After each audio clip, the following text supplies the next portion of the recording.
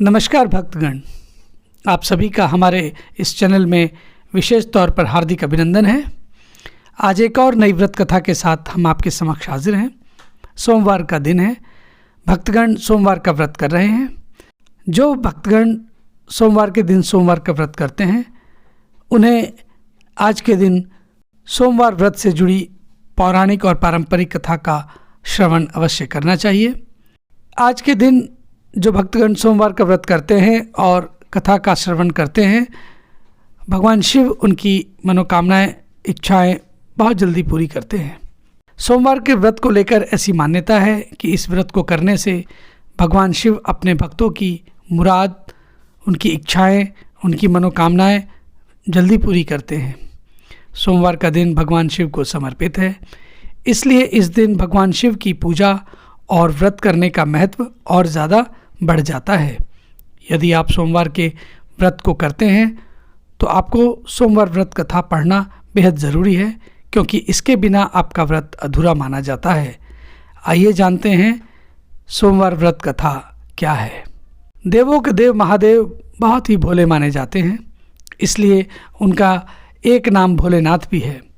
पौराणिक मान्यता अनुसार भगवान शिव को प्रसन्न करने के लिए किसी भी तरह के खास विशेष पूजा की आवश्यकता नहीं होती, क्योंकि ऐसा कहा जाता है कि वह तो भोले हैं और भक्त की मन से की गई क्षणिक मात्र की भक्ति से ही वह प्रसन्न हो जाते हैं।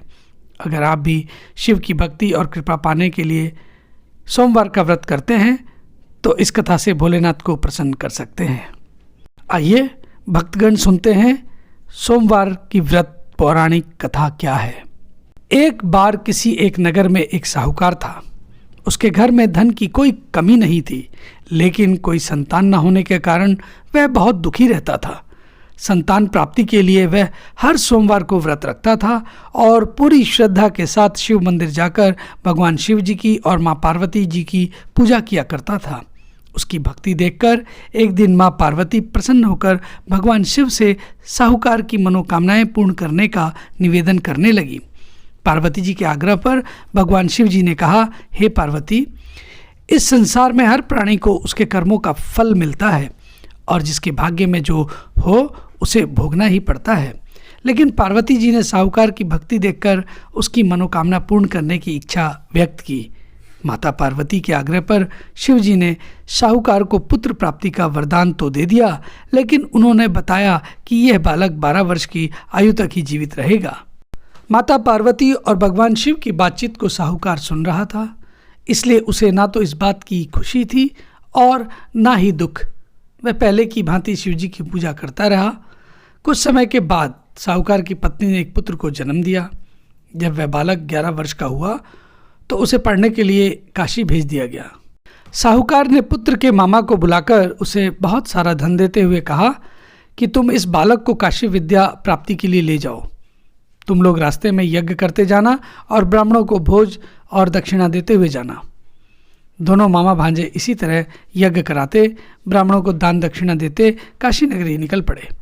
इस दौरान रात में एक नगर पड़ा, जहाँ नगर के राजा की कन्या का विवाह था, लेकिन जिस राजकुमार से उसका विवाह होने वाला था वह एक आंख से काणा था। राजकुमार के पिता ने अपने पुत्र के काणा होने की बात को छुपाने के लिए सोचा, क्यों ना उस साहूकार के पुत्र को दूल्हा बनाकर राजकुमारी से विवाह करा दूं। विवाह के बाद इसको धन देकर विदा कर दूंगा और राजकुमारी को अपने नगर ले जाऊंगा। लड़के को दूल्हे के वस्त्र पहनाकर राजकुमारी से उसका विवाह करा दिया गया।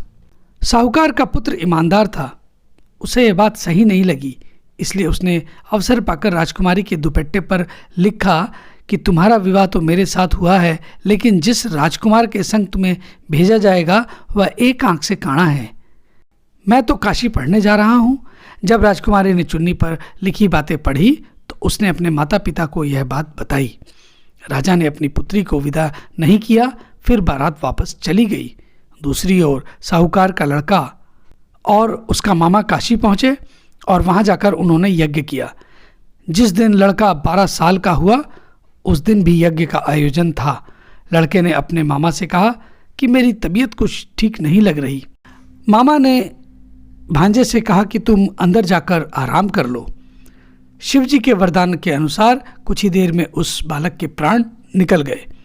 मृत भांजे को देखकर उसके मामा ने विलाप करना शुरू कर दिया। संयोगवश उसी समय शिवजी और माँ पार्वती उधर से जा रहे थे। माता पार्वती ने भोलेनाथ से कहा, स्वामी, मुझे इसके रोने के स्वर सहन नहीं हो रहे, आप इस व्यक्ति के कष्ट को अवश्य दूर करें। जब शिवजी मृत बालक के समीप गए तो वह बोले कि यह उसी साहूकार का पुत्र है जिसे मैंने 12 वर्ष की आयु का वरदान दिया था। अब इसकी आयु पूरी हो चुकी है। लेकिन मृत भाव से विभोर माता पार्वती ने कहा कि हे महादेव, आप इस बालक को और आयु देने की कृपा करें, अन्यथा इसके वियोग में इसके माता पिता भी तड़प तड़प कर मर जाएंगे। माता पार्वती के पुनः आग्रह पर भगवान शिव ने उस लड़के को जीवित होने का वरदान दे दिया। शिव जी की कृपा से वह लड़का जीवित हो उठा। शिक्षा पूरी करके लड़का मामा के साथ अपने नगर की ओर वापस चल दिया। दोनों चलते हुए उसी नगर में पहुंचे जहां उसका विवाह हुआ था।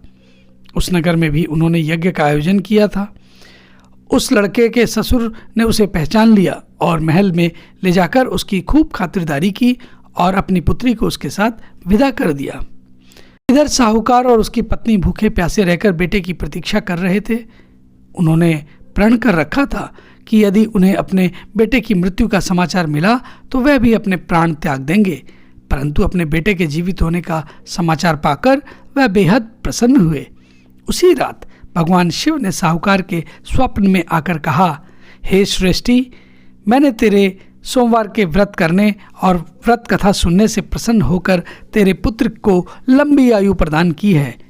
इसी प्रकार जो कोई सोमवार व्रत करता है या कथा सुनता है और पढ़ता है, उसके सभी दुख दूर होते हैं और उसकी सभी मनोकामनाएं पूर्ण होती हैं। एक बार प्रेम से बोलेंगे, भगवान शिव जी की जय, माँ पार्वती जी की जय। तो भक्तगण, ये थी हमारी आज की सोमवार व्रत की पौराणिक और पारंपरिक कथा। आपको कैसी लगी कृपया अपनी राय कमेंट करके बताइए। और यदि सोमवार व्रत कथा आपको पसंद आई हो तो इसे लाइक करें, अधिक से अधिक शेयर करें और हाँ, हमारे इस चैनल को भी सब्सक्राइब करना ना भूलें। इन्हीं सब के साथ अब हम आपसे आज्ञा चाहते हैं। एक और नई व्रत कथा के साथ अगले एपिसोड में आपके सामने फिर से हाजिर होंगे। तब तक के लिए नमस्कार। आप सबका कथा श्रवण के लिए बहुत बहुत धन्यवाद।